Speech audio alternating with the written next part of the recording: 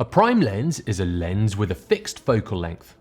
So basically a lens that doesn't zoom. They tend to have wider apertures, which gives you the ability to take in more light for a given exposure. This makes them great for low light photography, astrophotography, and that shallow depth of field look. They usually have less glass elements in them compared to zooms. This normally makes them lighter, although there are some exceptions. With less glass in the lenses, as well as making them lighter, it usually gives you a sharper image. This is because there's less glass for the light to go through, therefore there's less chance of the light being distorted or diffracted. One downside to using prime lenses is that if you're shooting a subject that's moving around a lot, you'll have to have lots of different lenses. And if the subject is moving fast, you won't be able to change the lenses quick enough to be able to get the framing that you want. In this circumstance, having a zoom would be a much better option. However, when your subject is static, you're shooting landscapes or astrophotography, prime lenses are great. A prime lens also gets you thinking more about your frame.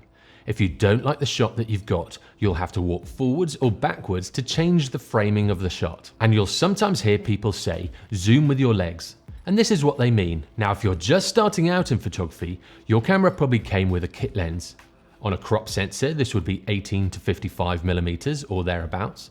And then on a full frame sensor, this would be about 24 to 70 millimeters. A prime lens would be a great addition to your kit lens. It has that wider maximum aperture, which gives you the shallow depth of focus look and also allows you to shoot in much lower light conditions. If you are thinking about this, I'd suggest getting a 50mm 1.8 or a 1.4 for a full frame sensor.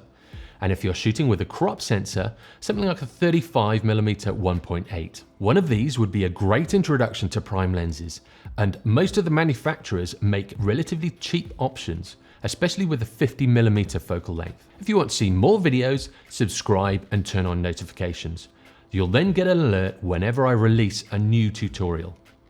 Also, head over to my YouTube channel where I have lots of different tutorials on photography. I'll see you next time.